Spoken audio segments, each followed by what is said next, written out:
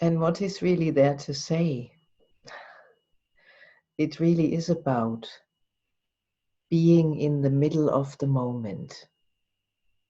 And that exactly leaves not much room for any story. No story of the past and no story of the future. Presence is what the mind cannot understand. It understands past and future.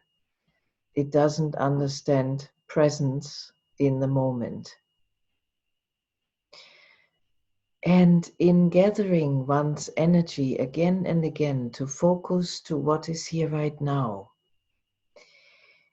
that helps that we don't need to repress anything. And we also don't need to indulge into anything. Because what is here is here. Most of the time, we haven't even made it or caused it. And our job is to be aware of it, awake, aware, available in this moment, to respond to the moment. It's a nice word in English, responsibility.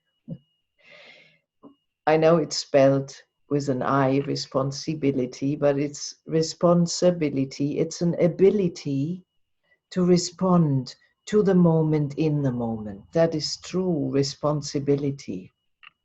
It's not a big story of cause and effect, and it's my job because, and it should be your job because.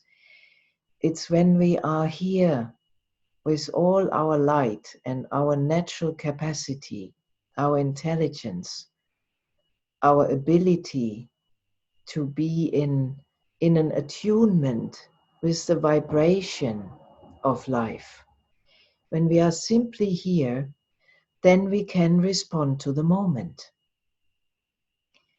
And that response may sometimes be surprising, even to you yourself. But it will be much more authentic than all the conditioned programmed stuff we've learned. And in the middle of the moment where there is no time, there's also no limit to how you are and who you are. You are simply such an unimaginable, huge amount of possibilities. We don't know that ourselves. We find out by being available to life. I heard many years ago, I heard this invitation, allow life to live you rather than you living life.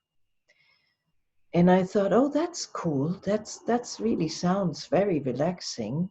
Allowing life to live me rather than me doing it, rather than me planning it and managing it. And over the years, it revealed how many times, in how many situations, we are so habitually trained to try and plan life and manage life and then control whether our plans are happening or not. So that is what the middle of the moment takes away.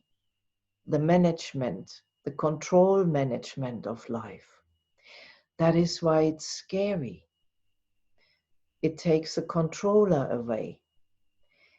It presents us free towards all the possibility of the universe, towards all the possibilities of life itself.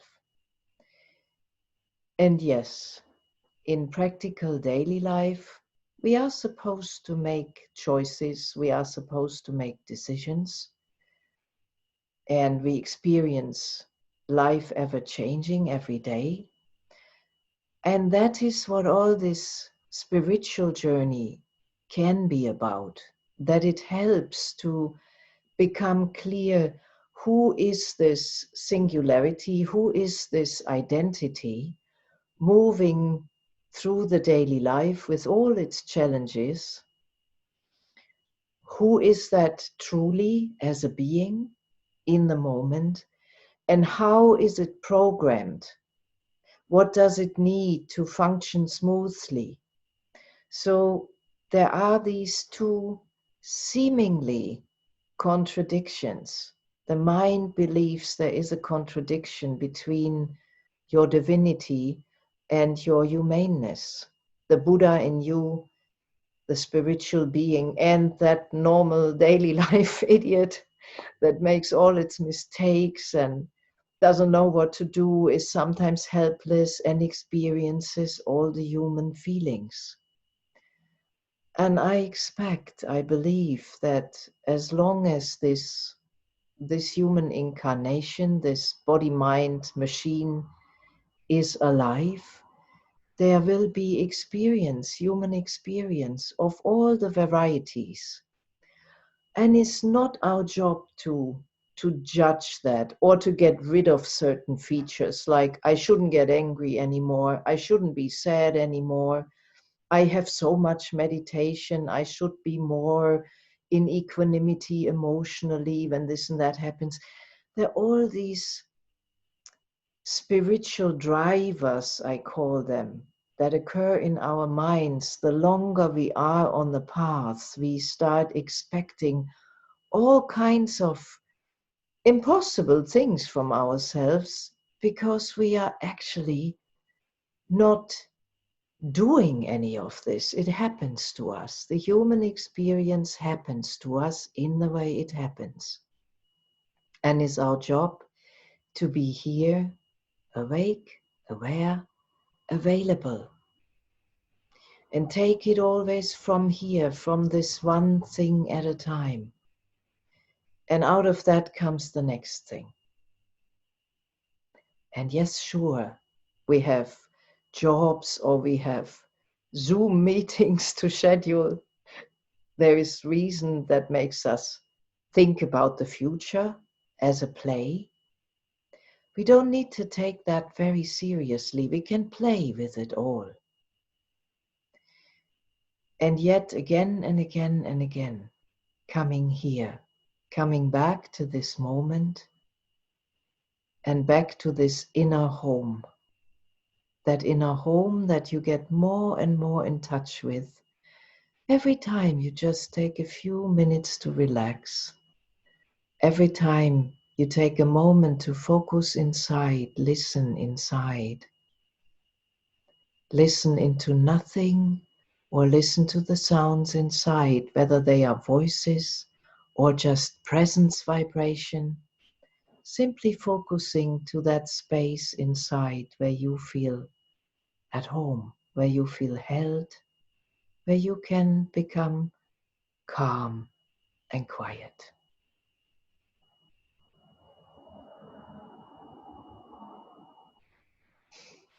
All right.